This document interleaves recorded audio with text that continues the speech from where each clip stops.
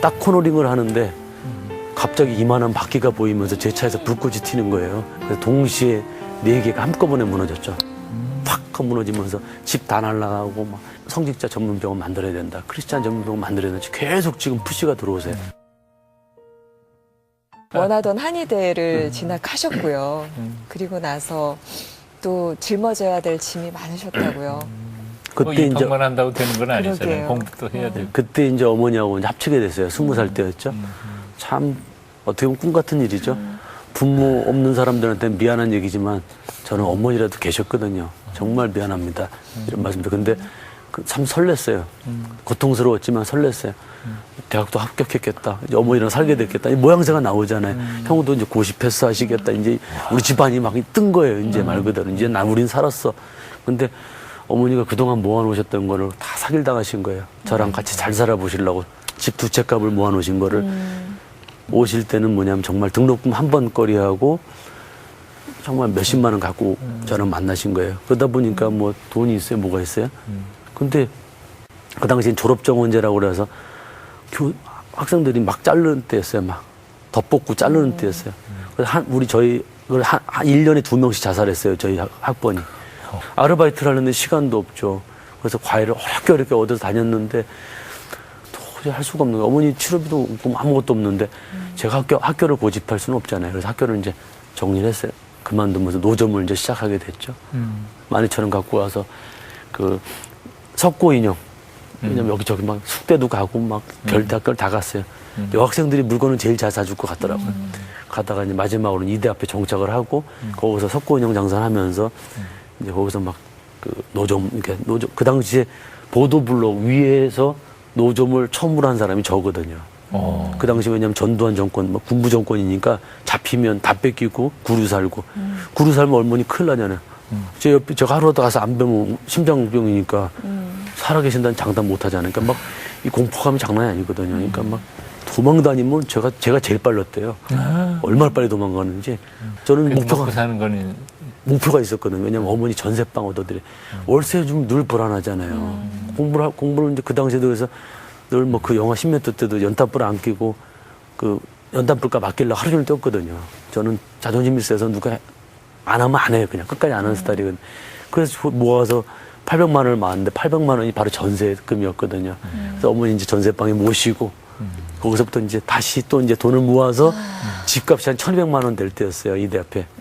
집만 사면 이제 그 다음에 말 그대로 이제 좀 피는 거 아닙니까? 근데 그때 이제 확 밀어 닥쳤죠. 그러니까 어머니 다시 심장병으로 또 쓰러지시고 그러면서 저는 이제 그때 이미 어머니가 같이 나가서 건강해지서 일하시면서 이제 같이 벌고 저녁엔 또 와서 또 제가 장사하고 또 그 와중에 또 이제 그 학교 때려친 사이에 이제 또 눈이 나빠서 단기 사병하면서 또 가서 또 하루 종일 또 말도 못하게 쐈거든요. 그래서 오면 또 7시 퇴근해가지고 오면 또 11시까지 장사해서 또 손수레다 치워놓고 정리하면 또 12시 집에 들어가면 1시, 새벽 또 4시에 나와서 또 가면 또 이렇게 막 3년을 또 지내다 보니까 그 나중에는 이제 18개월 받고 나서 완전히 제가 거품을 물어버린 거예요. 그때는 쓰러져가지고 이제 또 좀 저거 하다가 다시 또 일어나, 어머니 그때 고생하셨죠. 그때 잠깐 하시고 또 다시 또 이렇게 하면서 거기서 결국 노점으로 일어났죠. 그래서 정말 험난한 세월을 사시네요. 그래서 어떻게 복학하셨어요? 이제 그렇게 해서 돈을 이제 모아서 등록금이 되니까 이제는 미래에 대한 미래가 생각이 나는 거예요. 이제 들어가야겠다. 왜냐면 그 당시만 해도 한의사가 되면 먹고 살 수 있는 때거든요. 장가도 가고. 지금은 쉽지 않으실 겁니다. 경기가 너무 어려워서 후배들한테 미안합니다. 그래서 이제 다시 이제 공부를 하면서 또 이제 여러모로 또 이제 우리 어머니 또 이제 고생해 주시고 또 그러다 보니까 또 이제 오늘 이게 또 세월이 잘 흘러가면서 이렇게 모아놨던 돈들이 있고 그러니까 그 돈도 갖고 다니고 그래서 또 주변에서 조금씩 이제 도와줄 때도 있고. 그 장로님 원장님이 이렇게 뵈면은 별로 그렇게 고생 안 했을 것 같은데. 아주 멋쟁이. 한의사 중에서 최고의 멋쟁이. 연예인 같은 포스가 나시고. 그러니까.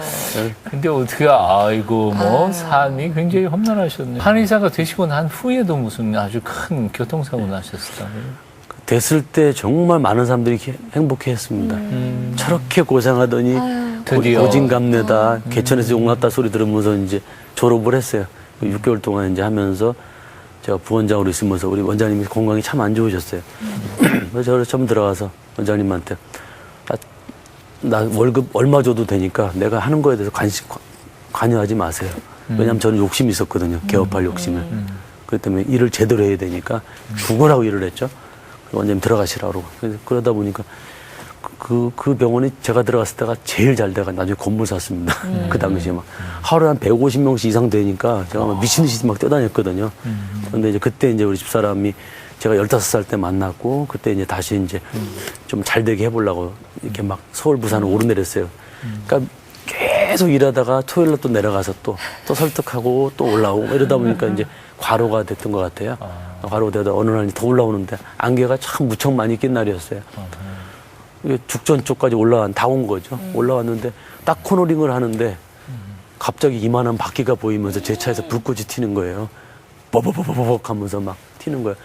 보니까 내가 꿈인 줄 알았어요. 그래서 안개가 너무 많이 껴있으니까 내가 졸았나 막 그런데 제가 작은 차였는데 차가 바퀴에 이렇게 붙어가지고 돌고 있는 거예요.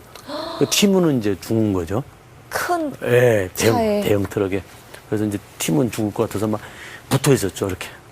그렇게 힘이 들더라고요. 그래서 참 몇 초간이 흘렀을지 저도 모르겠어요. 근데 참 그 시간이 주마등처럼 인생 전부가 지나가는 거예요. 왜냐면 이 다음에 올 결과를 저는 예측이 되니까 이러던 난 죽는다. 근데 안 죽기 위해서는 나는 버텨야 된다. 근데 뻑뻑한데 막 차가 막 이쪽이 다 없어지는 거예요. 이렇게 막 이 발 닮으면서 바퀴가 나중에 막 사진 보면 바퀴가 제대로 없어요. 그래서 이 앞쪽에 다 날아갔는데 이러다가 이제 마지막에 온 것 같더라고. 도저히 힘이 붙여요. 자꾸 차가 튀니까. 그래서 오른쪽을 딱 보니까 저 사람이 다행히 없는 거예요. 첫째 너무 감사했고 뒤를 돌아보면 뒤에도 아무도 없는 거예요. 그러니까 마음이 막 그렇게 평화로울 수가 없는 거예요. 이제 드디어 하나님 부르시는구나. 깨끗이 가자. 최선을 다했으니까 그래서 이제 핸들을 이제 힘을 딱 빼니까 그냥 갑자기 순간적으로 차가 팍 하고 튀더라고요. 그러니까 중앙분리대 갔다 빵 그때까지는 기억이 나는데 제가 이제 혹시 살까봐 죽을 것 같아 살까봐 이제 고개를 먼저 숙이고 있다 딱 들었는데 유리창이 딱 매트릭스처럼 날라오는 거예요. 그래서 피했죠. 여기가 윤주가 다 박히고 그 다음에 이쪽 편은 튀는 것까지는 기억이 나는데 그 다음에 기억이 안 나는 거예요. 그래서 제가 저를 봤는데 제가 차 안에 이렇게 쪼그리고 있는 거예요. 이렇게 피 흘리면서 다 차가 완전 박살이 나 있고 제가 저를 보는 거죠 이제. 그러니까 제가 저를 본다. 그 사람과 영화 보셨잖아요. 그런 것처럼 이제 제가 저를 보는데 제 모습이 이제 제가 사진 다 그 모습이 정말 그 모습인데 머리 위치만 달라요. 제가 하늘나라 갔다 와서 살아나면서 살리려고 이제 트럭에 끈을 묶어서 탁 돌릴 때 고개가 움직였대요. 움직였는데 근데 하여튼 그때 이제 바로 딱 저를 보니까 너무 불쌍한 거예요. 야, 너 30년 살면서 정말 최선 다했다. 이제 편하게 나는 간다. 그때는 너무 평화롭더라고요. 다 마음의 준비가 되고 그러니까 쫙 하고 올라갔는데 이제 하나님이 이제 다 구경시켜 주셨어요. 지옥부터 쭉 보여서 천국까지 보여주면서 네가 있을 곳은 여기라고 그래서 저는 막 정말 해피데이 했죠. 오 해피데이. 고통도 없고 근데 하나님 문득 갑자기 저 앞에 계시는데 빛으로 임하신다 그러죠. 그때 성경을 모를 때니까 너무 강렬한 빛에서 말씀이 탁 나오는 거예요. 마치 스피커에서 나오는 것처럼 빛으로 된 스피커처럼 말씀하시면서 이렇게 말씀하셨어요. 세상에 어디에서 하는 기도든 모든 기도는 다 나를 향한 기도이니라 그러시면서 그 말을 사람들한테 전해주라는 거예요. 근데 저는 이제 정해졌으니까 이제 편하게 이제 천국에 산다 이렇게 생각하고 있었는데 갑자기 그 말씀하시는 순간에 막 알잖아요. 속도가 더 빠르니까 생각의 속도는. 다시 가라는 말씀이었는데 그 몸을 저는 보고 왔잖아요. 뭐 그게 뭐 너무너무 고통스러웠어요. 근데 가라면 가야죠. 뭐 어떡할까요. 그죠? 그래서 딱 들어온 순간에 그러니까 그 광경을 아래서 뭐라 그랬냐면 경찰이 그랬대. 죽었다. 이 사람은 죽었다. 근데 갑자기 턱 이러더래요. 숨을 쉬더래요. 근데 그게 돌아온 거예요. 그다음부터는 정말 더 큰 고통이 따랐죠. 다 으스러지고 막 이게 막 다 팔다리 다 안 잘리면 죽는다부터 뭐 휠체어도 못 할 거다 뭐 목발도 못 짚는다는데 100일 만에 제가 걸어서 나왔죠. 그래서 경유혈원에서 기적이 벌어졌다고 그랬었죠. 그런 사고에 경찰이 25년 교통경찰 하면서 그런 사고에 살아난 사람 처음이라고 그랬고 그래서 보름을 안 왔어요.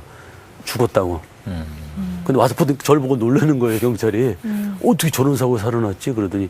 근데 수간호사가 하는 말은 또 28년 동안 저런 사고에 살아나서 걸어나온 사람 처음 봤대요. 하나님의 특별한 은혜였네요. 네. 그래서 근데 물론 이제 그 영광의 상처는 있었죠. 팔 이제 휘고 다 여기서 이제 으스러져 가지고 이 다리가 거의 절단 직전까지 가가지고 이제 마비돼 가지고 1년을 끌고 다녔죠. 질질이 끌고 가다 막 이런 턱만 나면 그냥 갑자기 확 감각이 없으니까 걸리면 그냥 팍 넘어지고 그때 재활 치료를 오래 하셨네요. 재활을 저는 제가 했습니다. 기도하면서. 네, 그래서 막 쑤셔대고. 제가 또 직업이 또 이런 직업이다 보니까 한번 도전해보고 싶더라고요. 어차피 하나님이 그러시는데 이거 뭐 못 낫겠어? 전 그랬어요. 그리고 정말 제 몸을 통해서 하나님의 두 번째 큰 역사를 제가 이제 겪게 되었죠.